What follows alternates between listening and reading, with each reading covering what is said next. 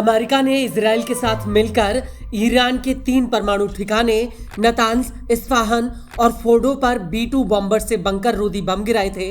इस हमले के बाद अमेरिकी राष्ट्रपति डोनाल्ड ट्रंप ने कहा था कि हमले में ईरान का परमाणु कार्यक्रम पूरी तरह से खत्म हो चुका है।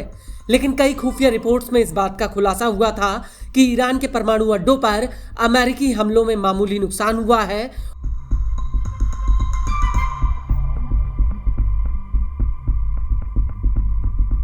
और इसको लेकर इंटरनेशनल एटॉमिक एनर्जी एजेंसी यानी IAEA ने यह भी कहा था कि अगले कुछ महीनों में ईरान का परमाणु कार्यक्रम फिर से शुरू हो सकता है।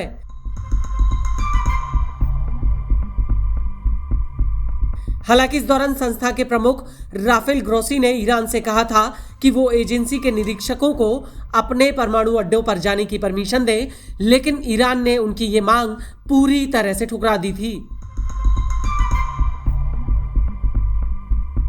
और कहा था कि ईरान हर हाल में अपना परमाणु कार्यक्रम जारी रखेगा। और अब ऐसा लगता है कि परमाणु हथियार बनाने की दिशा में ईरान ने एक कदम और बढ़ा दिया है।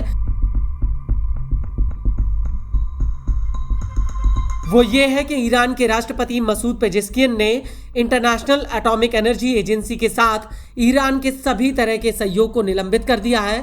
मसूद ने इसको लेकर एक ऑर्डर भी साइन किया है।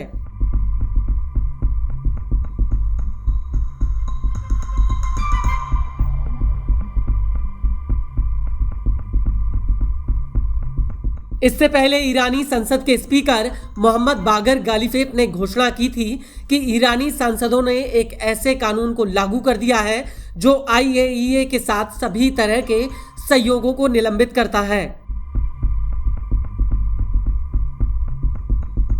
ईरानी स्पीकर ने इस दौरान यह भी कहा था कि हमारा सहयोग तब तक निलंबित रहेगा जब तक कि ईरान के परमाणु कार्यक्रम की सुरक्षा की गारंटी नहीं दी जाती। दरअसल ईरान का आरोप है कि यह संस्था इजराइल के साथ मिली हुई है और उसके इशारे पर ही राफेल ग्रोसी काम कर रहे हैं।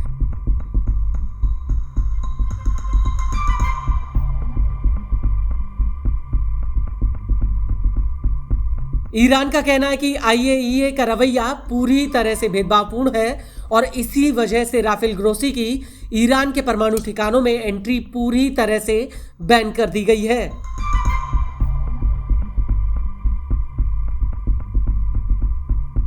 वहीं ईरान के डिप्टी स्पीकर हामिद रेजा ने न्यूज एजेंसी इस्ना से कहा कि हम ग्रोसी को अब ईरान के परमाणु ठिकानों में प्रवेश की अनुमति नहीं देंगे। हमने वहां पर कैमरे लगाए हैं क्योंकि हमने जो इजराइल के खुफिया दस्तावेज हासिल किए हैं उनमें हमारे परमाणु ठिकानों की जानकारी है। आपको बता दें कि ईरान ने इजराइल की कुछ खुफिया जानकारी हासिल की थी और इस जानकारी में ईरान के परमाणु अड्डों की जानकारी का भी जिक्र था।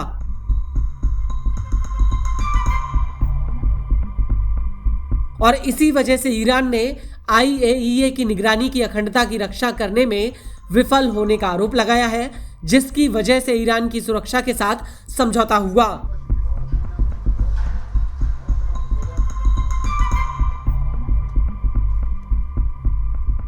इसके अलावा ईरान का यह भी कहना है कि खुफिया दस्तावेजों की जांच से पता चला है कि ईरान की IAEA के साथ आधिकारिक और गोपनीय बातचीत जिसमें संवेदनशील परमाणु जानकारी शामिल थी, उसे सीक्रेट तरीके से इजरायली एजेंसियों को भेजा गया था।